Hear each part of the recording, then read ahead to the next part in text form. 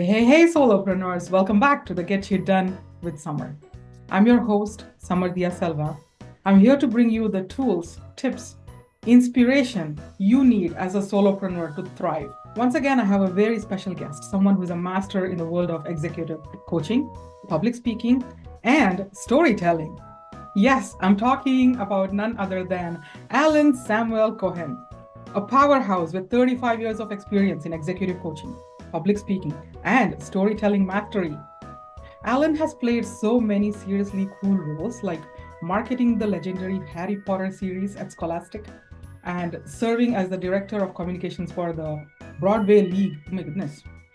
Top executives from companies like Bloomberg and Tiffany & Co. have received his help for crafting their stories with impact. And Alan has even been on the TEDx stage as a speaker. Oh, and did I mention, being a dog lover myself, I couldn't wait to tell you that he's got an adorable 1-year-old Wheaton Terrier called Bentley. I don't think he brought him to the interview today, but Alan's all about helping people connect deeply with their audience and with themselves through compelling, guess what? Storytelling.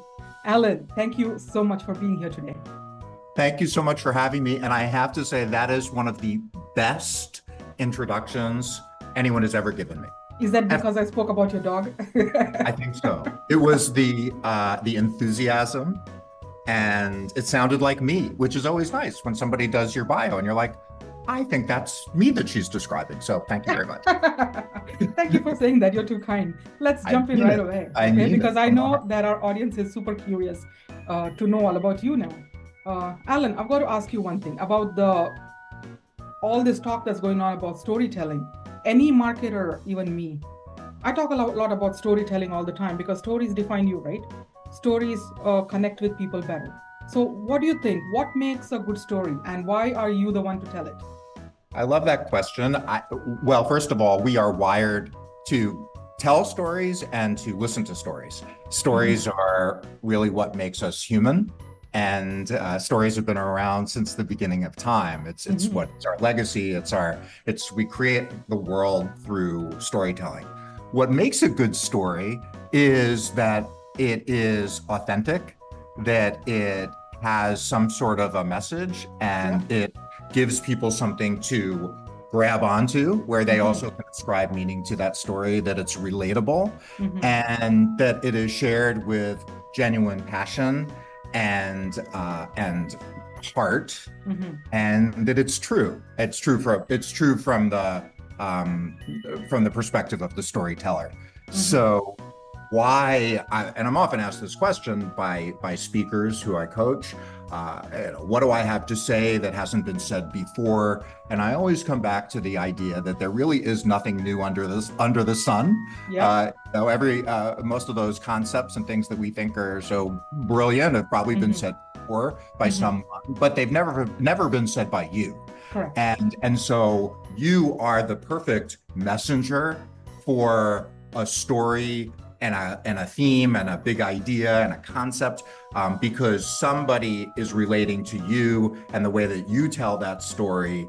Nobody else has lived your life experience. No one else has ever walked exactly in your shoes. So the story that you tell to prove a point, to give people a new way of thinking about things, is uniquely said by you. But that's what I work with you also to find your own unique turn of phrase, your own unique metaphor.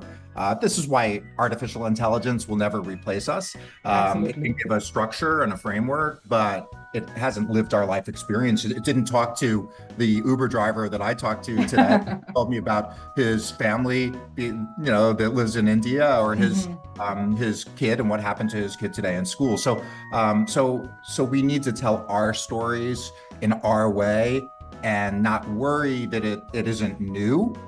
Stephen Sondheim, my favorite lyricist, says in Sunday in the Park with George, which is about the life of George Seurat, the painter. Sunday in the Park with George says, "Don't worry that your vision isn't new. Let others make that decision. They usually do."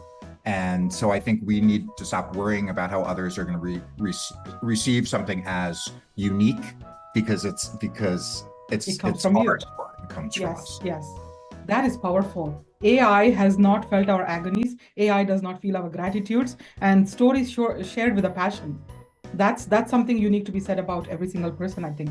I love Yes, the idea that everyone has their own unique story to share, and it's not just about telling it. It's about owning it. It comes from inside, and 100. that's what connects with people heart to heart. I was saying you have so much going on, from working with high level executives to TEDx talks. Speaking of which, what exactly do you do in the TEDx talk space, and how is it different from all your other kind of coaching? Sure. I'm often asked what the theme or the thread is between all the different things that I do, and it really Mm-hmm. does always come back to storytelling. It's about the executive and how what's the story they tell themselves about their own leadership. What's the story that they tell to their employees or their teams that helps inspire that team to take action and work together? To that executive who is transitioning into a new role, what's the story that they tell to that recruiter or that HR person? And Yes. what's the story that that speaker wants to tell, whether it's in front of a conference or whether it's on the TEDx stage? So with TEDx specifically, I coach those people who want to get on the TEDx stage, which I think is a wonderful, wonderful opportunity to share a message. I help them refine that message, help them be incredibly clear about what their message is and what that big idea is, Nice. and then begin to help them look at what are those stories that are the premise that supports the proof that of the idea that they're going to share. So I do small group programs. First, we're just to help people clarify their big idea, which is a process. Without that big idea, you won't be selected to perform on the TEDx stage. Perform there, For yeah. people who want more intensive help, then I will help coach them through the process of applying and hand hold them through the agonizing process of Oh my the goodness, yes. actions and the acceptances, and then help them be stage ready to deliver what might possibly be one of the most important talks of their lifetime. So, you know, That's incredible how you bring storytelling to such a big stage and make people like, oh, you know what I yeah, mean? Yeah, it's you've got so much powerful. experience. It's powerful. If you look behind me right now, it's like I'm all about props. That gentleman right there is my father, Uh, who just passed away in April. My dad, Joel, died at 93 years old, and mhm.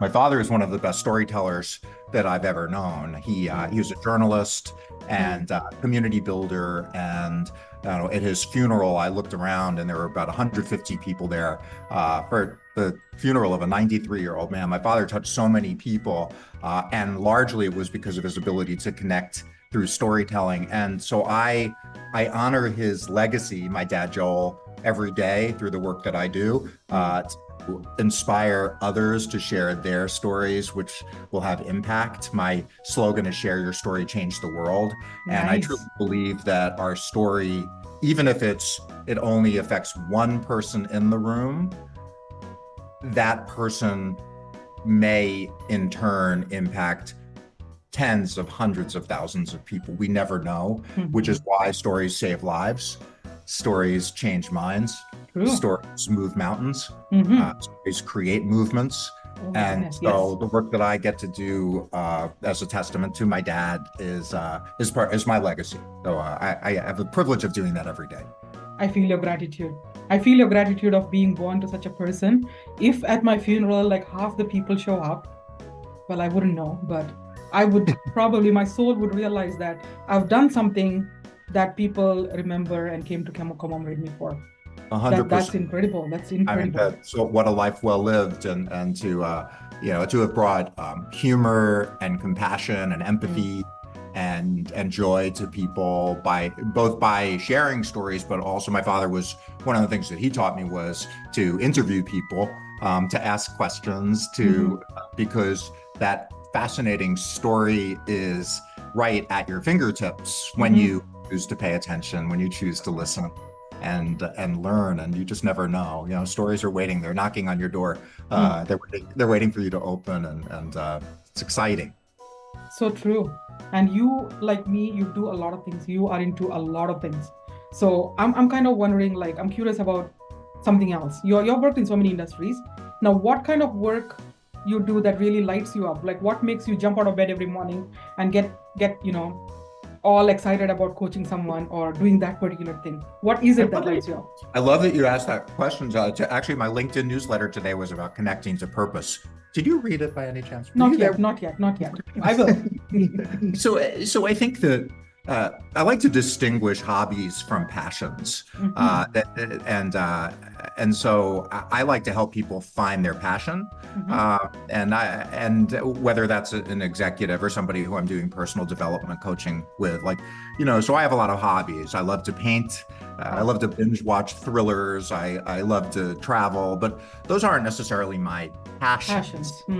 My passion is deepening relationships with my friends and family. It's learning Spanish, but that is really in service to learning about different cultures and spending time in those other countries where Spanish is spoken.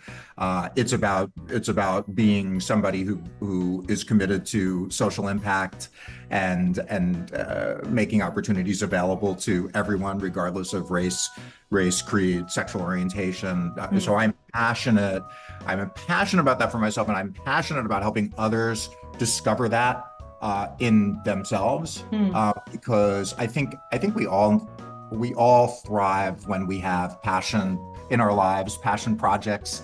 Yes. Because it's so easy to get busy on the treadmill of life, entrepreneurial life, yeah. But getting back to our true passions and sense of purpose is what grounds us. Yes.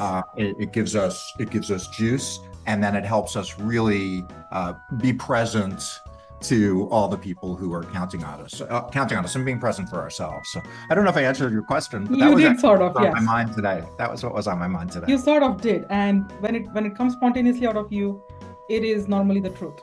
And your passion is contagious. I loved how your eyes lit up when you said loving Spanish. Well, I was going to say something in Spanish and it just got out of me. Que buena. Are you Spanish, by the way? No. I'm studying for, I was going to say this in Spanish, but I'll screw it up. I was talking Spanish to my dentist today, and I thought I probably should switch to English because it's my teeth, and he's got like that. He's in your mouth. But I've been studying on and off for years, but I honestly am I am more committed to it now than before. Before it was just like, well, I just want to be able to speak to my neighbors and to create nice connection, but now I feel much more like it's really important to me, and that I think is that's the passion piece. It's like I'm really passionate because I feel like there's this world for me to know and understand and learn about, especially living here in South Florida, where having that connection. Well, there's a lot of Spanish in the U.S. There's not much Spanish around here in Canada, but we felt like, my husband and I felt like we should get some Spanish inside us because we constantly go to Mexico or Cuba for vacations. Yeah. And it's, people love when you even try to speak their language. It shows a real desire for connection and respect for the other person, to not just assume that they're going to speak your language. And a big believer that learning different languages opens up a lot of doors for communication. True. Well, your passion is kind of catching up. It's contagious. Yeah. Thank you, Helen, for sharing all your insights with us today. And I have been wanting to have this conversation with you ever since I heard you speak at Michael Summit. Well, it's been a pleasure, and thank you so much, and for inviting me to your community. And I love getting to know you. It's been an absolute pleasure. And I know the viewers are going to walk away with some real goodies. So everyone else tuning in, don't forget to check out Alan's books, The Connection Challenge and Those Difficult Talks for PR Pros. Did I get that right? You got that right. Links are in the description, and make sure you connect with with Alan, you guys. The LinkedIn and the website and all the links that you need to meet Alan and get to know him better are all down there. And as always, if you found value in today's episode, hit that like button, hit that subscribe button, and share this with somebody who really needs to know Alan. Thanks for watching. Until the next time, get shit done, solopreneurs.